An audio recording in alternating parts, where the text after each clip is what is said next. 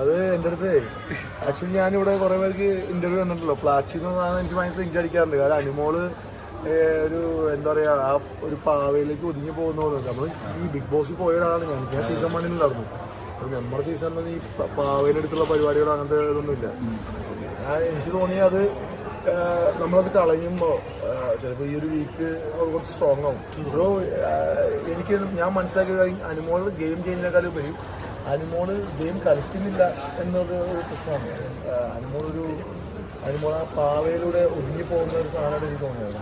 Ordinary show കാണുമ്പോൾ ഓഡിയൻസിന് ഒരു 10% അല്ലെങ്കിൽ 20% 30% ആളുകൾക്ക് തോന്നിയൊരു കാര്യമായിരിക്കും ആ പാവ ഒന്ന് അവിടെ പോയിരുന്നെങ്കിൽ, അവിടെ നിന്ന് പോയി കിട്ടിയെങ്കിൽ ചിലപ്പോൾ അനുമോള് കുറച്ച് ആളുകൾക്ക് സംസാരിച്ച് കുറച്ച് പവർഫുള്ളായിട്ട് നിൽക്കും എന്ന് തോന്നിയത്.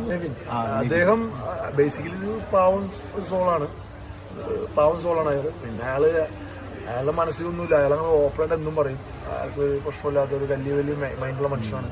അല്ലെങ്കിൽ നെഗറ്റീവോ പോസിറ്റീവോ ഒന്നും ഒരു വിഷയമില്ലാത്തൊരു ക്യാരക്ടറായിട്ട് എനിക്ക് ഫീൽ ചെയ്തത്.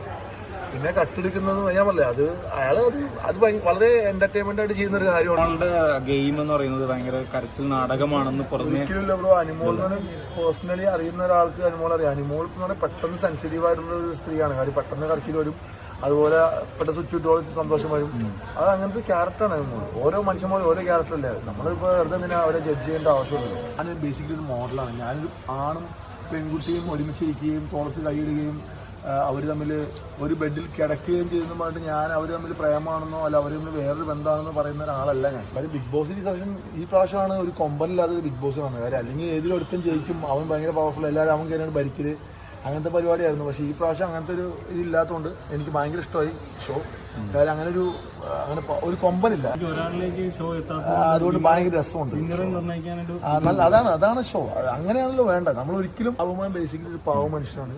അയാള് ഒരു പാവം ഗുഡ് ഹ്യൂമൻ പ്യുവർ സോൾ എന്ന് പറഞ്ഞാൽ അയാൾക്ക് ബിഗ് ബോസ് എന്ന് പറഞ്ഞ ഷോ അയാൾക്ക് പറ്റാത്തൊരു ഷോ ആണ്. അയാൾക്ക് പറ്റിയ പരിപാടി നല്ല ഫുഡ് ബ്ലോഗിങ് പരിപാടിയൊക്കെ അയാൾ ചെയ്യും. പക്ഷെ ബിഗ് ബോസ് ഷോ എന്തോ അയാൾക്ക് വർക്കൗട്ട് ആയിട്ടില്ല. ഫേക്ക് ആയിട്ട് കളിക്കുന്ന ഒരു കണ്ടസ്റ്റന്റ് എനിക്ക് അങ്ങനെ ഒരിക്കലും തോന്നിയിട്ടില്ല. ഇപ്പൊ എല്ലാ ആളുകളും അവരുടെ മുഖംമൂടിയൊക്കെ കഴിഞ്ഞിട്ടുണ്ട്. ഫേക്ക് എന്നുള്ള പരിപാടിയും നടന്നിട്ടില്ല. കാര്യം 50 സവാറായി. ഇനി അവിടെ ഫേക്ക് എടുക്കില്ല. ഒരാഴ്ചയൊക്കെ പിടിച്ചിരിക്കാൻ പറ്റും എന്തെങ്കിലും കാണിച്ച്.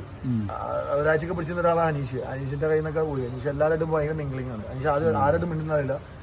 അതിനുശേഷം എല്ലാവരുടെ മിംഗിളായപ്പോഴാണ് എനിക്ക് അനീഷ് ഇഷ്ടപ്പെടാൻ തുടങ്ങിയത്. അനീഷ് ഭയങ്കര പ്യൂർ സോളാന്ന് മനസ്സിലായത്.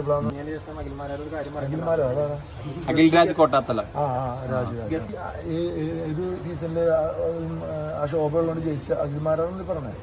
അല്ലാതെ വലിയ സംഭവമായിട്ട് എനിക്ക് തോന്നാറൊന്നുമില്ല അദ്ദേഹത്തിന്. അത് ഭയങ്കര പ്രശ്നമാണ് അയാൾക്ക്. ഭയങ്കര എക്സ്പ്രഷൻ കൊടുത്ത് പോകുന്നതാണ്. ഫുള്ള് മണ്ടത്താണ് പറയുന്നത്.